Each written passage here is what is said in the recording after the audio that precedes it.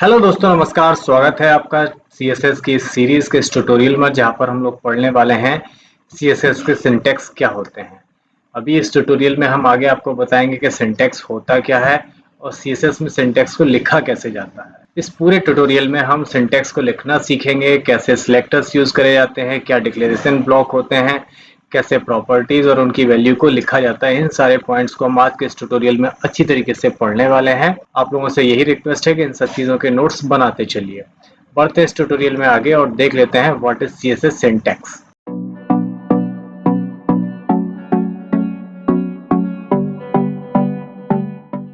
तो दोस्तों, हम लोग सबसे पहले देखेंगे सिंटैक्स होता क्या है।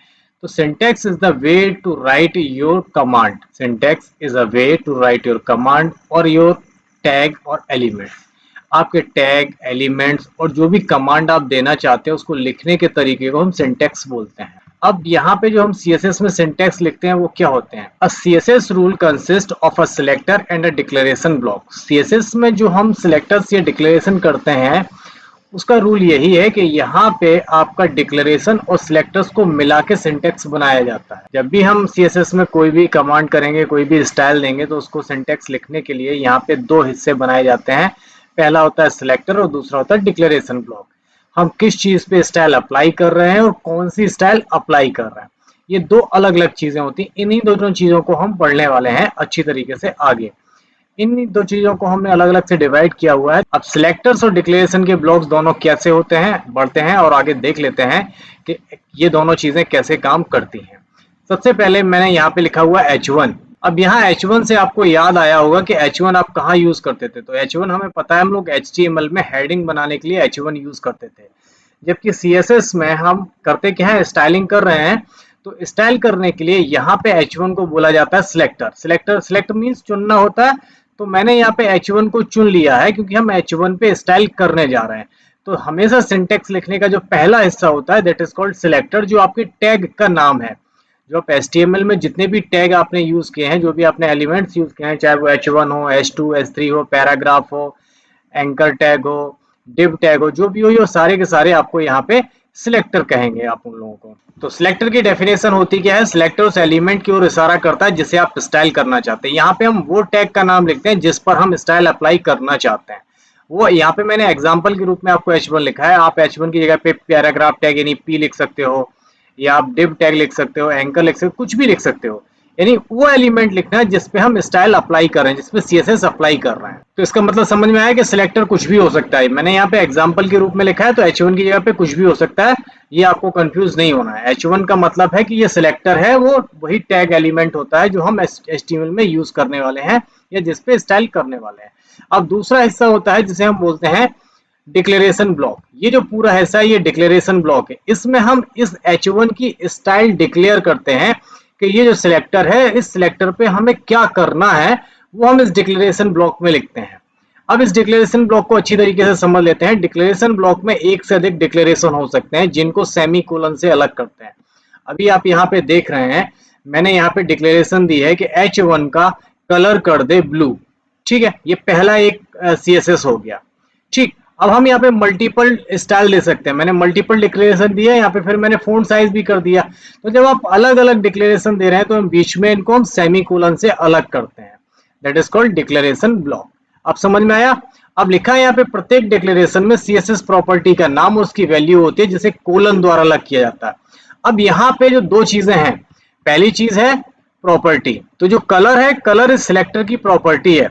हमने यहाँ पे जो सिलेक्टर लिया हुआ है H1 की कलर की प्रॉपर्टी, कलर प्रॉपर्टी चेंज कर रहे हैं। अब इसका मतलब वो कलर वो कौन सा करे, तो उसके लिए हम लोग लेते हैं value, that is called blue. तो यहाँ पे आप कोई बहुत सारे मल्टीपल कलर्स होते हैं जिनके बारे में हम आगे पढ़ेंगे। पूरा कलर्स पे एक अलग ट्यूटोरियल बना हुआ है, हम उसके बारे में अलग से डिस्कस करेंगे।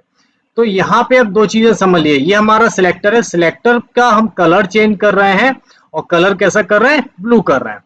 तो पहला ऐसा हो गया सिलेक्टर, दूसरा उसकी प्रॉपर्टी और प्रॉपर्टी की वैल्यू। प्रॉपर्टी की वैल्यू के बीच में हमेशा कोलन लगाते हैं, ये ध्यान रखने वाली बात होती है। आगे मैंने लिखा है कि एक से अधिक CSS डिक्लेरेशन को हम सेमी कोलन से अलग करते हैं। यदि हमारे पास मल्टीपल डिक्लेरेशन है तो हम उसे कर्ली ब्रेसेस से नहीं, उसे हम सेमी कोलन से अलग करेंगे। यहाँ पे देखिए मैंने एक प्रॉपर्टी दी है। अब इस डिक्लेरेशन में मैंने मल्टीपल प्रॉपर्टीज यूज करे हैं। पहली प्रॉपर्टी कलर हो गई, दूसरी इसकी वैल्यू हो गई। अब तीसरा यहाँ पे देखिए, ये फॉन्ट साइज है, प्रॉपर्टी है उसका, और उसकी वैल्यू क्या है, 12 पिक्सल। ठीक है, तो इनको हम करली ब्रेसेस से बंद करते हैं। इस तरीके से आप मल्टीपल प्रॉपर्टी ले सकते हो, मल्टीपल वैल्यूज भी आप उनकी ले सकते हो, जिन्हें हम इन करली ब्रेसेस से बंद करते हैं। और अगर हमें मल्टीपल यूज करना है तो हम बीच में सेमीकोलन लगा के इस तरीके से हम मल्टीपल अलग अलग प्रॉपर्टीज दे सकते हैं। हम इसमें कलर भी दे दिया मैंने, फॉन्ट साइज दे दिया, हम इसी के फॉन्ट का नाम भी दे सकते थे, इन बहुत सारी चीजों की स्टाइलिंग कर सकते हैं। बस उन सबको हम सेमीकोलन से अलग करेंगे और आखिरी में करली ब्रेसेस से बंद कर देंगे। That is called CSS syntax. कि सीएसएस का सिंटैक्स लिखा कैसे जाता है। आई होप आप लोगों को अच्छी तरीके से समझ में आ गया होगा। आप प्रैक्टिकली करके देख लेते हैं कि आप सिंटैक्स एक्चुअल में सीएसएस में लिखने कैसे वाले हैं। सीएसएस में सिंटैक्स लिखने का एक एग्जांपल मैंने यहाँ पे लिखा हुआ है। अभी ये जो एग्जांपल है, मैंने इसमें पैराग्राफ एलिमेंट यूज किया है। ये पैराग्राफ का एलिमेंट है। अब जिसमें मैं क्या कर रहा हूँ ये देखिए। अब इसके बारे में नोट्स है। यहाँ पे जो P है, P का मतलब हुआ पैराग्राफ, तो P is a selector. P selector का नाम हो गया, करली ब्रेसेस से ओपन करना है। इसके बाद कलर, कलर एक प्रॉपर्टी है। ठीक है, यानी वो जो आप स्टाइल उस पर अप्लाई करना चाहते हो दैट इज प्रॉपर्टी। अब रेड क्या है, red is the value of property. Colour कैसा होना चाहिए, रेड, तो रेड है उसकी वैल्यू और कलर हो गया प्रॉपर्टी। सेकंड लाइन में मैंने लिखा हुआ है टेक्स्ट अलाइन, तो टेक्स्ट अलाइन प्रॉपर्टी है और उसका अलाइनमेंट कैसा होना चाहिए, सेंटर, तो centre is a value of property. अब समझ में आया कि हम किस तरीके से सीएसएस में सिंटैक्स लिखने वाले हैं। ये हमारा सिलेक्टर है, सिलेक्टर की कलर प्रॉपर्टी है, प्रॉपर्टी की रेड वैल्यू है। टेक्स्ट अलाइन ये प्रॉपर्टी है और ये उसकी वैल्यू है। इनको हम सेमीकोलन से बंद करते हैं और आखिरी में कर्ली ब्रेसेस से पूरा सिलेक्टर यहाँ पे ओपन हुआ, सिलेक्टर की बॉडी यहाँ पे काम करने के बाद बंद हो जाती है। आई होप आप लोगों को अच्छी तरीके से सिंटैक्स लिखना समझ में आ गया हो, क्योंकि हमें सारा सिंटैक्स में ही लिखना है। आप अलग अलग सिलेक्टर यूज कर सकते हैं, बट सिंटैक्स लिखने का तरीका सबका सेम होने वाला है। आई होप आप लोगों को अच्छी तरीके से समझ में आ गया होगा। मिलेंगे हम अगले ट्यूटोरियल पे एक नए टॉपिक के साथ। तब तक अपना ख्याल रखिए। टेक केयर, गुड बाय, जय हिंद।